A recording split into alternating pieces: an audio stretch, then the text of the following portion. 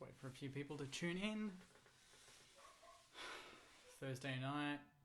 It's come around very fast, playing Monday and now Thursday preview. Quick turnaround, which is a good thing.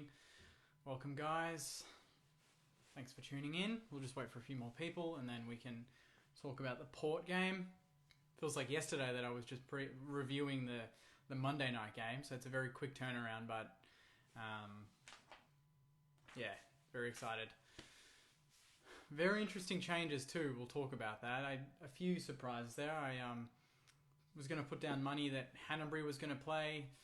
Hey Paul, welcome everyone. I would have put a bet down that Hanbury was coming in for a big game, considering we rested him against the Crows, against the bottom team, and bringing him back fresh for the top team. But it looks like he needs another week. But I'm pretty damn excited by the ins and outs that that Rats has picked this week. And if you look at Port Adelaide's outs for the week, it helps us because there's 3 decent players there that would have caused us all sorts of problems, and they're not playing. So I think that helps. They're missing a few players, but we'll get into it in more detail. We'll just let a few more people tune in, and then we can get started. But in the meantime, get your comments in, and we'll go when I get a chance. I'll go through them. Let me know if you're happy with the ins and outs. If there was anything you would have done differently. The more I look at it, the more I really like it. In the podcast I did talk about Ryan Burns, and I thought, it would have been harsh to drop him after one game, but considering Rats' approach is, to keep a game on your merits, and if you're not performing, you don't play. He wasn't, he was in that boat where he had 5 disposals last week. Even if it was his first game, he didn't really impact the game. This is a big game where we can't afford to have anyone that doesn't impact the game. And, unfortunately, even though it would have been his second game, he gets omitted. Josh Battle obviously injured, disappointingly. He didn't play the second half on Monday. And then Jack Loney, he kicked the late goal at the end, but I talked about it in the podcast to the guys, to Marshy and Joycey, and I flagged that,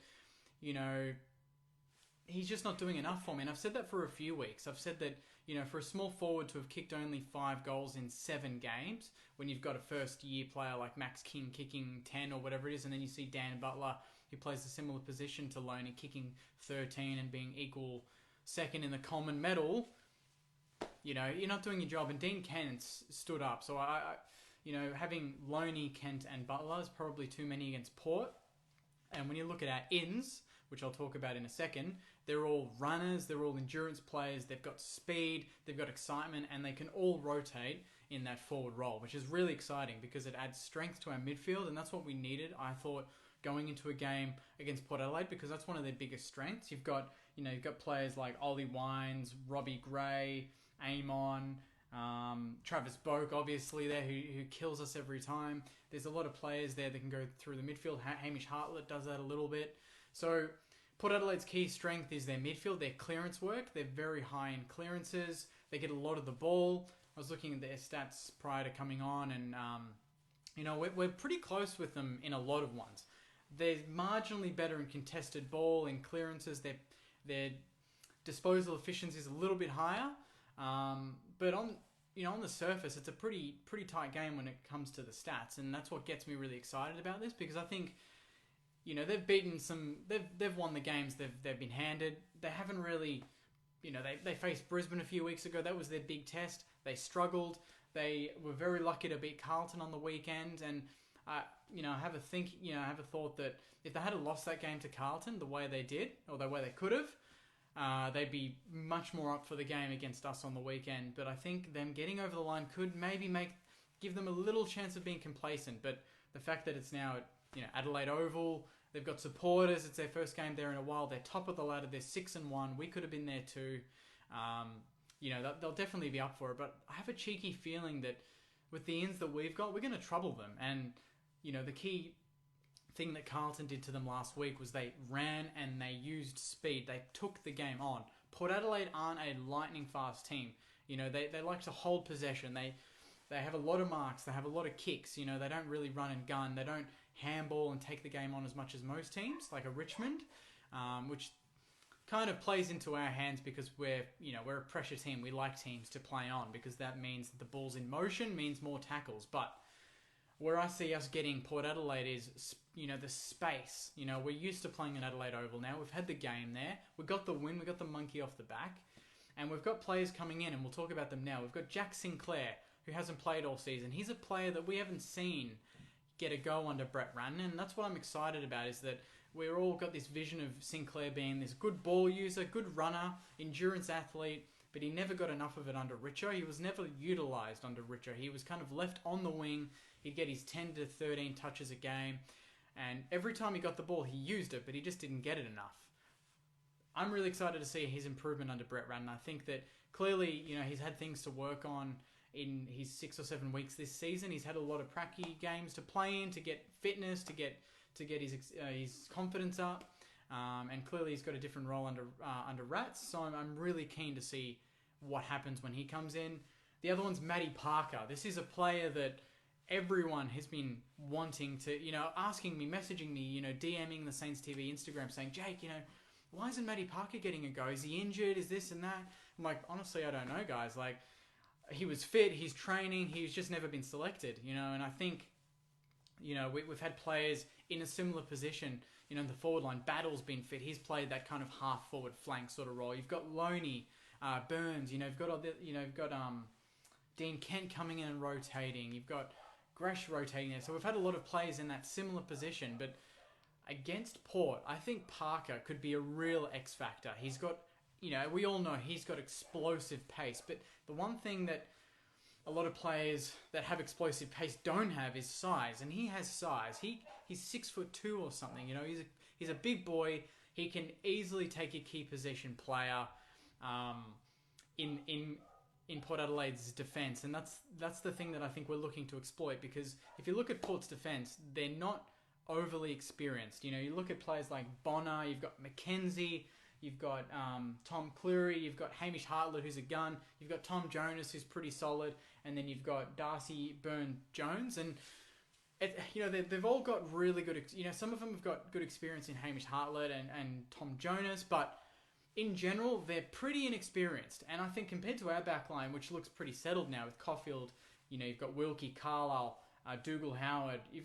Interestingly, the club's got Brad Hill and Seb Ross at half-back flank, so I'm not sure if that's a method to get them more of the ball. And then you've got Hunter Clark dead in the middle, so could be interesting there to have Seb Ross coming off half-back and have Clark in the guts. But, Port are an exciting team. They've had their wins, but to me, and I said it in the podcast, I don't think we should be fearful of them. I think going forward, if we turn the ball over and our kicking efficiency in terms of general play isn't at a decent standard, they will cut us up. They will get us on the rebound. They have one of the highest rates of scores to rebound ratio in the competition.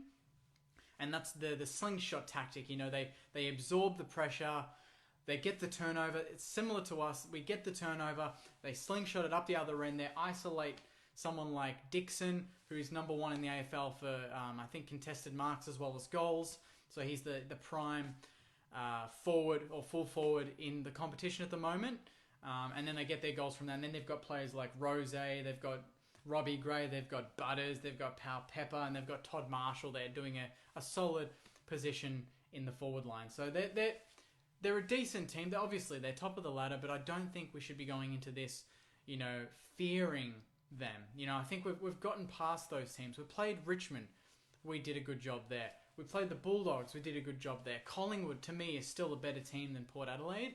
They still haven't convinced me, but, they might make me eat my words and smash us on the weekend, but I think, we've had a few off weeks.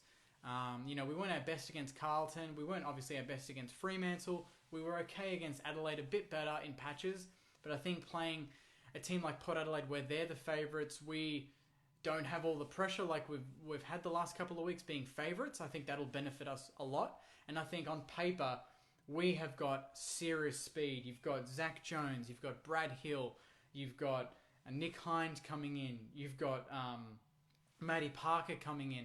There is a lot of speed in this team. Speed that will trouble Port Adelaide, because not only are we fast by foot, we use the ball fast. And I think that's the key deficiency with Port Adelaide, is teams that play fast. And you look at Brisbane. Brisbane played fast, absolutely annihilated them, took them down easily.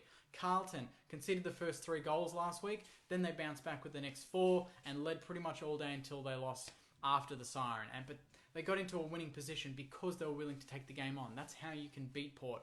If we're reluctant to take the game on and kick around the boundary like we did against Adelaide, it's going to play into Port's hands. They're going to get easy turnovers. They're going to take the game on, cut inboard, and kick it to Dixon, and he's going to have a day out. But, if you've got someone in the form of his life like Dougal Howard after last week, easy, it's going to be an amazing battle. Dougal Howard against his old team playing on the form full forward in the competition. I cannot wait to see how he goes. He is going to be up for the fight. If, Monday night was any indication, he was fuming with his teammates. I love the passion that he showed. And we're going to need more of that from everyone, not just Dougal Howard. We're going to need that from our leaders. Seb Ross, you need to stand up. We've got Brad Hill, needs to stand up. There are a lot of players in our team that are kind of just coasting. And I think dropping someone like Jack Loney was a bit of a warning. It's not an absolute shock that Loney was dropped, but under Richo, Loney would get a game every week. But Rats, even though Loney kicked a goal and did a few decent things last week, clearly wasn't enough to be in this team. And that says a lot about Brett Ratton. He's not willing to just gift games. And I know some people are going to be a bit frustrated because Seb Ross is getting another go, but we talked about it in the podcast, and I thought he was better on Monday. I thought he clearly didn't get enough of the ball, but it didn't look like that was his goal at all on Monday. It looked like more just pressuring Adelaide. And I think once he starts getting used to pressuring again and getting more tackles, he's going to naturally, hopefully, get more of the ball and be more confident. So, to me, he looked a bit low in confidence on Monday, but we'll see how he goes on Saturday night. But it's going to be a massive test for us. But I can't wait for it. I think it's going to be an exciting game, close to match of the round. If we perform, and we're due beating Port Adelaide. The last time we beat them, it's similar to Adelaide. It would have been a good 4 or 5 years ago, maybe more. I can't remember. I'm trying to think now. It would have been, I think Rewalt was definitely still playing, and it would have been at Etihad Stadium, or what it was called at the time. So it could have been close to 2013, 2014. But correct me if I'm wrong, I don't know. But it feels like it's been ages since we've beaten Port. So if we can come through these next 2 weeks and beat both Adelaide clubs that have had the wood over us in so long, going into a game against Sydney the week after, then I think, there's going to be a lot of confidence in the team, and we can push on and hopefully get a run on and get some wins on the board and push for top 4. But enough of me. Let's get through some of these comments. There's a few again, so thanks everyone for tuning in on Thursday night. Sinclair is back, yep. That's from Toby. Clearly very happy about that. I'm very happy about that, mainly because of the unknown. I don't know if he's going to be the same old Jack Sinclair, which was still pretty good, but just didn't get enough of it, or if he's going to be a different player, more physical, or he's got a different sort of role. But I'm really excited to see what Rats does with him. More than anything, the need for speed from Damien. Carl says Parker's going to go really hard at the ball since he's playing for a spot. He's going to be a gun. I agree with that. That's a great point that I didn't mention, is that, there's no guarantee that if you get one game, if someone like Matty Parker, who gets a game this week, if you don't perform, that doesn't mean you just get a game next week. Ryan Burns debuted. He didn't play well in his debut game. He got 5 disposals, which is more than 2 more disposals than Nick Rewalt got in his debut, and 5 more than Jonathan Brown got in his debut, but it still wasn't enough for him to keep a spot under Brett Ratton, which is great, because it sends a message that if you're not going to do the job and you're not going to benefit the team, no matter who you are, you don't play, which is great. So Matty Parker's got a point to prove for sure. Jessica says, good evening, excited with the ins this week. Damien says, we plan to run them into the ground. So much speed, says Matt. Clearly everyone's very happy to note the speed in the team. I think it's the clear tactic from Rats is to run them into the ground. Radley says, Sinclair, interesting in. He's played a lot for us. Since he hasn't played this year, though, I wonder whether he'll have a big impact straight away or if he'll need a couple of games to get the feel of AFL level. Daniel says, hope Parker takes his chance. Big game, get around them, from Luke.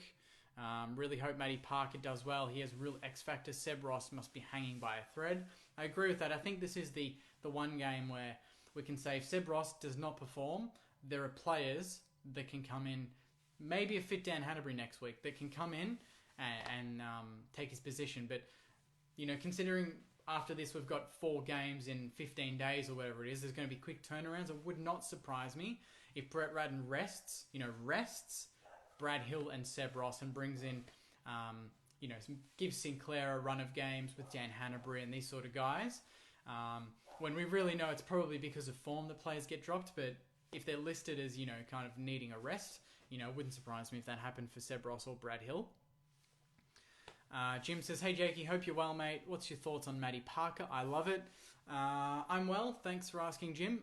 My thoughts on Matty Parker is very good call. He's a big body. He always runs and smashes blokes, and I think, it adds that sort of inferred pressure to Port Adelaide. Players that, they're going to get the ball, and if they see Matty Parker smashing blokes, when they get the ball and he's in the general vicinity, they're just going to want to get rid of it because they do not want to get smashed by Matty Parker. So I think that's a really clever move, and it just plays on them mentally. If he lands a few big tackles early, it'll not only lift us, but it'll kind of make Port Adelaide players that he's playing around a bit iffy about taking possession, which I think is great.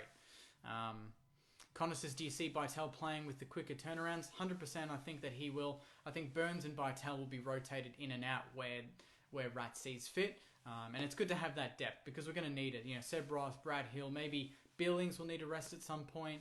And then we play Sydney Swans, which, it's probably a game we can afford to rest a few players. We don't want to take them lightly in any game lightly, but they're struggling. And if you're going to rest them before you play, the Essendons and Geelongs, that's the game to do it.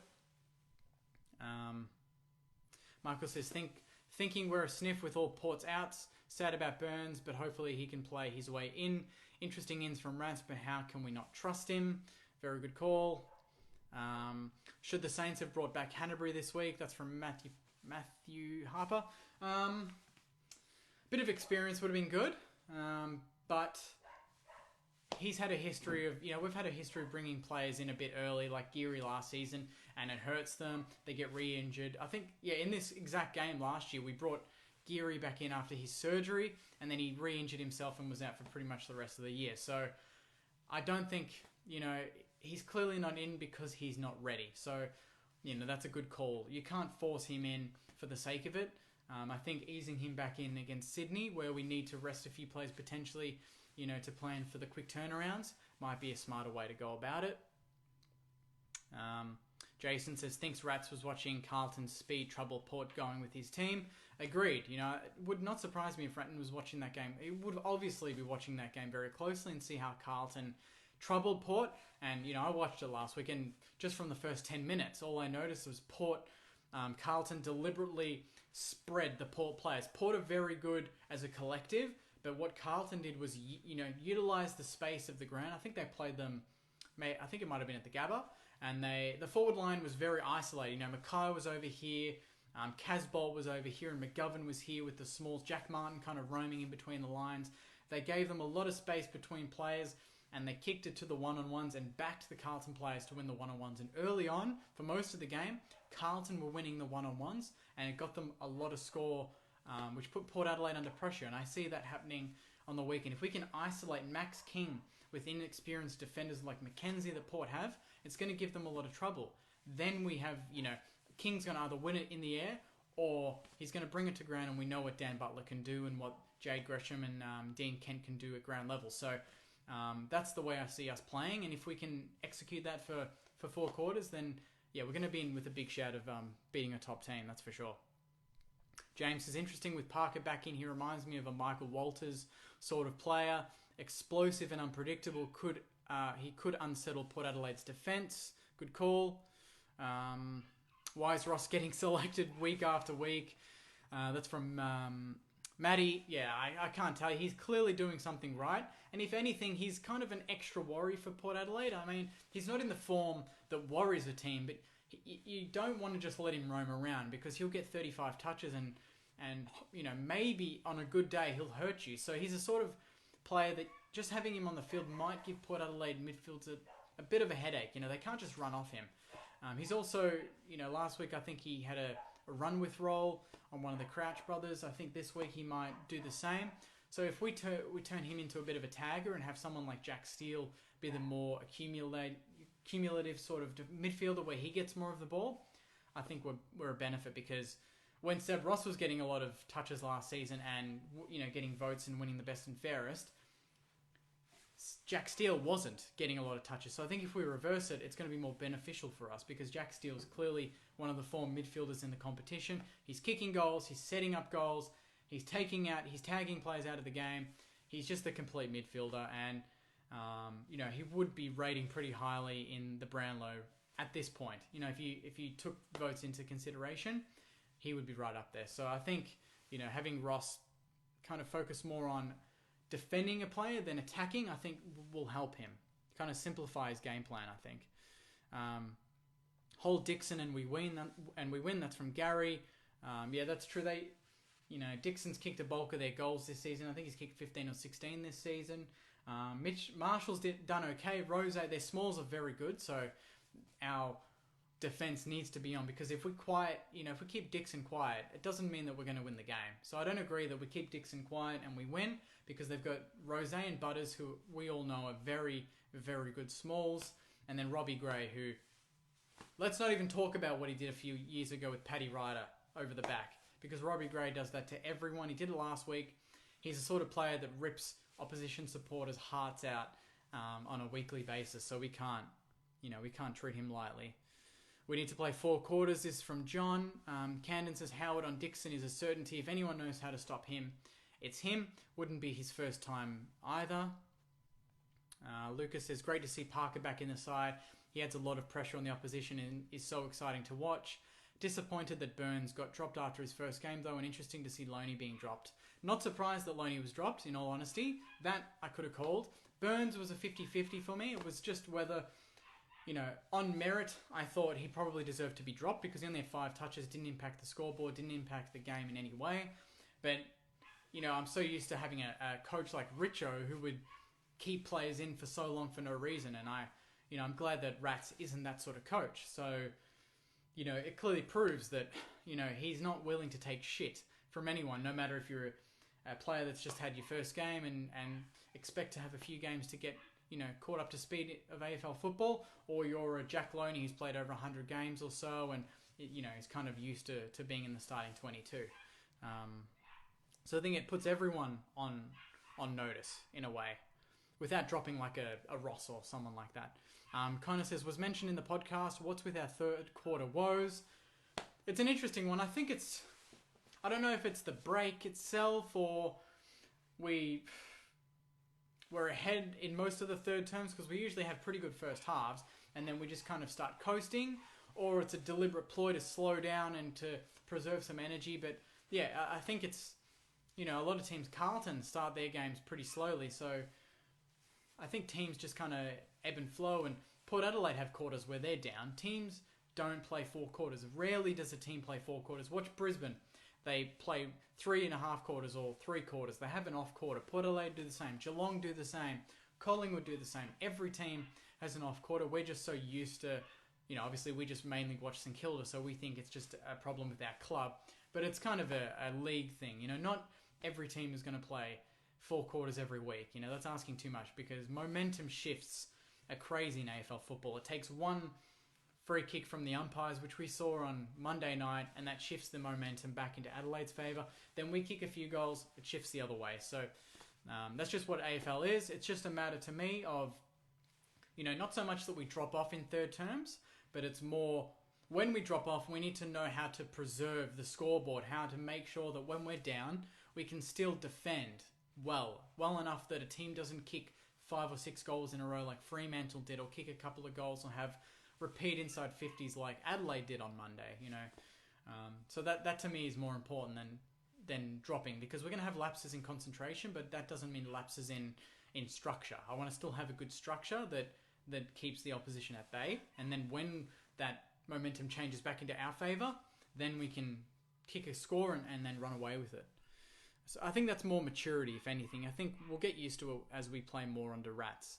Dan says, do you think the ins are because we're trying to spread out some games into play so we don't get overrun in the later games in the block? No, I think I think the ins are for speed, Dan. I think they're genuinely to hurt Port Adelaide.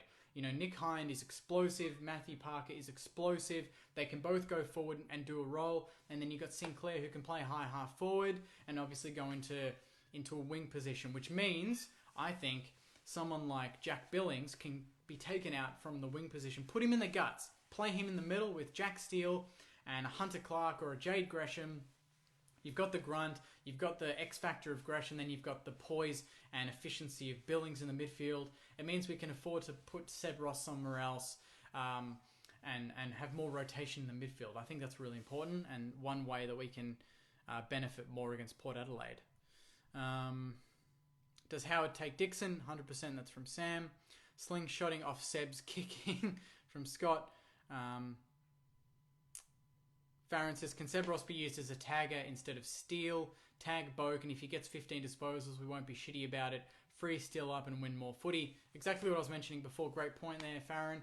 100%. I think that we need to simplify Seb's role and tell him, you don't need to be the star week in, week out. You do not need to get 35 disposals.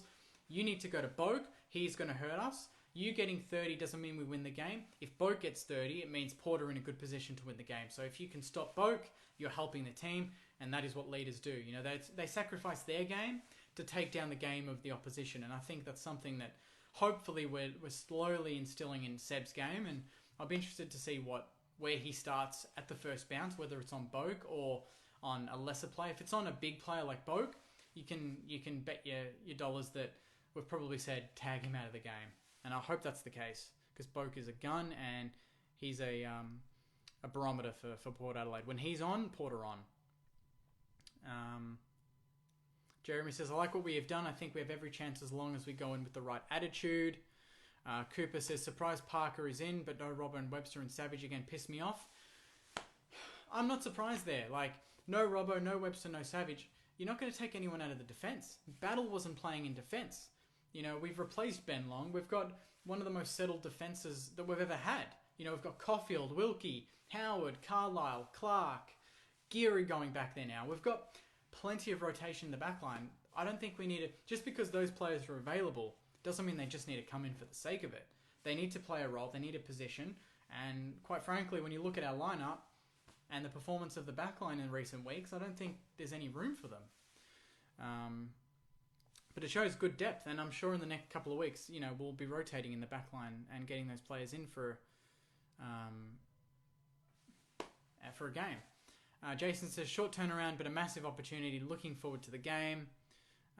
July 10th, 2011. That was the last win against Port. Thanks for that. That's from James. Got the stat there for me. It has been 9 years since we have beaten Port Adelaide. It was 9 years last week since we beat Adelaide and we did the job. So this is another one of those little historic, record-breaking chances that we have to go there and make history. And if we can do that, then the shackles are off. You know, these are the sort of games that you need to win if you want to become a top 8, top 4 team. And this is a massive opportunity for us. Because I think, you know, Port Adelaide are top of the ladder, but they're not like a Richmond where they have this aura around them. Like they've been, you know, they've won 2 of the last 3 flags and they're flag favourites, and they've got the best midfielder, Dustin Martin, in the competition with Jack Reel and Tom Lynch. They're not that sort of team. So I don't understand, you know, I understand they're a good team, but it doesn't mean they're going to finish top by the end of the season. They haven't beaten anyone of any note yet. They've beaten West Coast when West Coast was shit. I think they beat GWS, but again, GWS are a bit up and down. I think North Melbourne beat GWS earlier in the season, and North are struggling at the moment. They also beat us. So it's an unpredictable season. So if we go in there and we just do our jobs, play our roles, high pressure, good efficiency, and kick a decent score, there's every chance we win this game. So I don't think we need to be fearing anything. How many players do we put on Dixon? Just let the Doogs do it. Just let Dougal Howard take care of it, mate. He'll do it all. He'll go...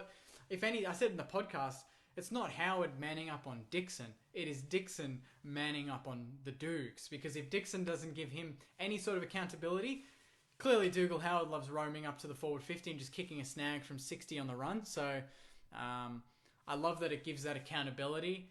We've got a full back where the full forward can't just let him go up the ground, because Dougal Howard's fast, he can kick goals, he can take marks, and he loves to take the game on. So he's one of those rare fullbacks. There's not many in the competition that can do what he did last week. Go forward and do what he did, but then obviously have a great game in defence and spoil everything, body on body, and just have a complete defensive game.